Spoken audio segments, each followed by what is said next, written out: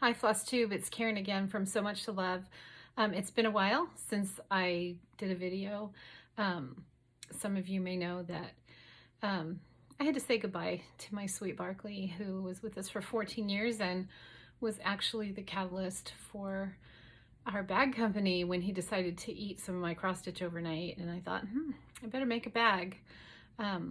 He was losing his hearing and his vision and was starting to have all kinds of problems. So I had to say goodbye to him, and so that kind of took the wind out of my sails a little bit. So but we are still doing what we do, and we are very blessed to have so many wonderful customers all over the world, and getting to do what I love every day is the greatest. So thank you everyone for supporting us and allowing us to live our dream in Idaho. So thank you for that. And so yeah, let me jump in and look at my notes. Some of you are in our Bag of the Month Club, and we had to cut it off this year at we stopped at a little over 200 because last year we were at 255 and it was just getting overwhelming. So we went to a wait list, and we had a few people drop out this last month, so we have some openings. I'm going to post a link at the bottom if anyone's interested in finding out more information about the Bag of the Month Club. You can follow that link and see if it's something you want to take part in, and we'll shut it down again when we fill our quota. But until then, there's still some openings, so you can check that out. And then also in the January Bag of the Month, you can always go to our SewMuch2Luv Bag of the Month Club page on Facebook and see all of the past Bag of the Months, what was in them, and for the past 4 years. So you can see all that and see if that's something you want to do. But in January, we included a little tool called the Snag Nabbit, which I had found out about this from a video that Stephanie from Just Keep Stitching did. And honestly, I don't know how I've lived my cross-stitching life without this little tool. It comes in a little pouch like this, and one end is pointy like a needle, and the other end almost looks like a screw on the back side. And this little guy is amazing because you know how sometimes when you're stitching and you have you change colors, and then as you're pulling your needle through, the tail end of that other color sticks back up through there. Well, this guy, you just put it in the hole next to that offending thread, pull it through to the other side, and it'll snag it and pull it through so it was never there. Or if you have one of your stitches just doesn't lay flat or look the way you'd like it to look, do the same thing. Push this little sharp end through the offending thread, pull it through the other side, and it lays down flat and beautiful as if it was never offending you to begin with. So thank you very much, Stephanie. You are amazing. And I have this next to me at all times. We're going to be, I just added this to the shop today. We had some left over from Bag of the Month, so you can pick one of these up. And I'm telling you, it's a life changer. Something this small is amazing.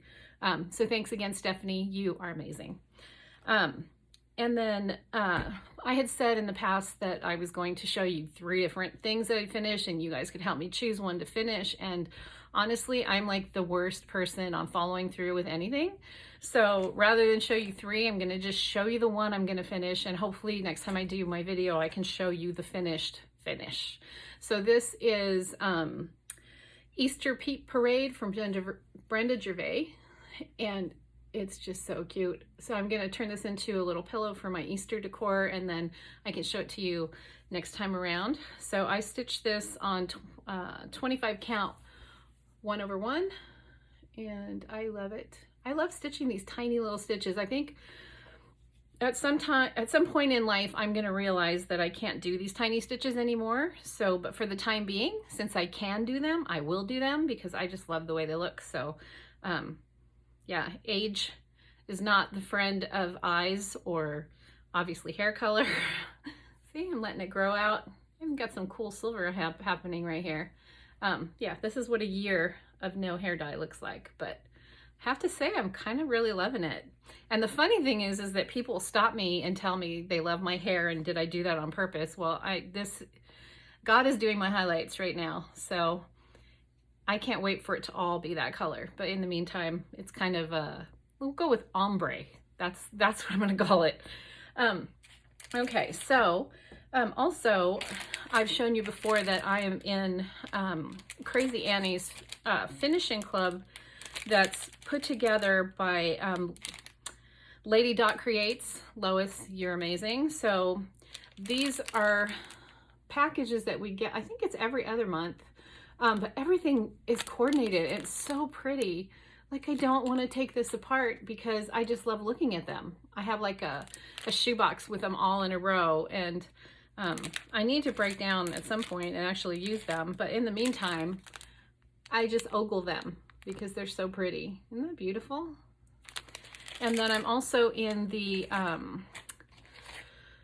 Little Help from Our Friends Stitching Circle through Silver Needle in Oklahoma, and it's every other month. We get a kit, and we don't know what it is, just kind of like our bag of the month. It's a surprise. The time before last was Cozy into Winter by Jeanette Douglas Designs. Isn't that pretty? I know I want to do this one for next winter. And then you have the linen and all the fun stuff that comes in there. And there's always Jelly Bellies, but they don't last more than a minute because I have to eat those. And then this one that I just received is called The Friendship Tree by Shakespeare's Peddler. Is that not gorgeous? Like, I love this one. I can't wait to start this one. And then again, the linen and the finishing goodies are in there. So that was that. So let me show you some of my things that I've acquired since the last time we chatted. This one is called Forever and Ever, A Celebration of Love. Again, Brenda Gervais. Isn't that beautiful? I want to do this one for our master bedroom. I just think it's so pretty. And then the Winter Salt boxes from Plum Street. And I think I have one of the other ones, but I'm going to buy all of them because you have to, right? Look at that. How could you not? And Where Liberty Dwells, also Brenda Gervais. And my family moved to the United States when I was just a baby, so all I know is growing up here. But the older I get, the more patriotic I become. I realize of all the countries in the world, there's no place else I would rather live. And I am so thankful to all of the families who serve our country and make it what it is. I am a proud American, so more and more I find myself stitching these beautiful patriotic pieces. And then also another Plum Street. I see a pattern forming here. This one is Thankful for Thee. Look at that turkey. Like, seriously, so adorable. So I have that one. And then I don't know about you guys, but sometimes I'm on Instagram and I see someone working on something and I'm thinking, where was that chart my whole life? Like, I need it. And it's ridiculous because I have so many charts now. I know I have to live to be 135 just to stitch them all. But this one is called Americana by the Work Basket. And I think it was the peacock and the man walking in front of the peacock. Look at his belly and then that peacock behind him. Seriously. And there's a windmill right there, and I have a red one in my backyard, and there's a rooster, which, okay, I love roosters. So this is another how could I not? So I went down a very deep, dark rabbit hole trying to find this and could not. And I stumbled across a stitching group, and somebody had asked the question, what is your unicorn chart? So I put this in, and lo and behold, someone had it. So lucky me, I am now the proud owner of this chart, and it'll be one I definitely want to do this year. So I haven't even kitted that up yet.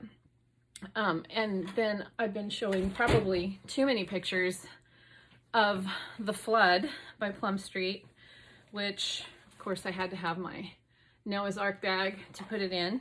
But I just took it off the snaps because I need to work on the bottom and had to move it. So this is so beautiful. This is, I've never done a sampler before. I don't know why. This is 15 pages and it's the biggest thing I've ever done. And I'm doing 1-on-1 or 1/1 on 25 count because I started it on 36 count, but it was huge. And so I decided to do a smaller version, which is still a big piece. Look at those lions. So all I have left now to do is just the wording across the bottom, and then it's going to the framers. This one will proudly be displayed in my living room because I love it so much. But now that I've had a taste for samplers, I have to do another one. Like, I have to. So I bought A Savior's Praise by Shakespeare's Peddler. And I feel like you've probably seen it because I know there's like a gazillion people doing this one. I see it in all different stages of completion on Instagram. So I bought a 40 count country mocha linen, and I'm starting to assemble the threads because this will be my next big project after the flood is completed. So I'm already thinking about fabric to make a project bag for that one, because if a project bag maker doesn't have special bags for their projects, then I don't know what to tell you. So yeah, that's that one. And then I am working on, I decided to do something a little quicker. So this is Spring Frolic at Bunny Hill. This is also Brenda Gervais. And I love it. I just wish I had stitched it 1/1 on a 25, because this is 36 count, but this is still bigger than I traditionally like to do. If I'm going to do pillows or something for display, I'd like them to be smaller. And but I mean, seriously, how cute is that? So this is what I've got going right now. I have to show you my fun bag.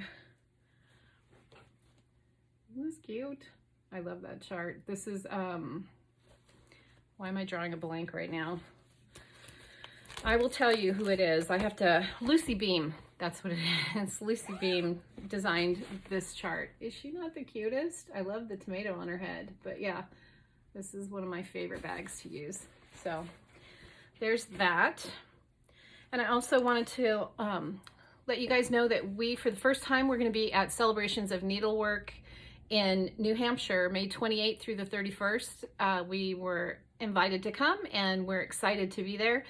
I've always wanted to go to New England. I've never been, and we just celebrated our 40th wedding anniversary, and we wanted to go to New England for our anniversary trip. And since this coincides with this show, we're taking an extra week and we're going to cruise around, and we will definitely be going to Gloucester Harbor because I am a wicked tuna fan, and my father was a fisherman, my brother was a fisherman. I have a soft spot in my heart for fishermen. So my husband is very sweet and could care less about fishing. So, but he's all in it for the trip. So we're gonna be cruising around New England. So, and I get to meet Michelle Palmer in person, which we've been working together for years now. And she is the most amazing artist and the sweetest woman on the planet. And to be able to meet her and have lunch with her and her husband, and it's a big deal. I'm excited. I'm going to have my fangirl nerd moment when I meet her face to face. So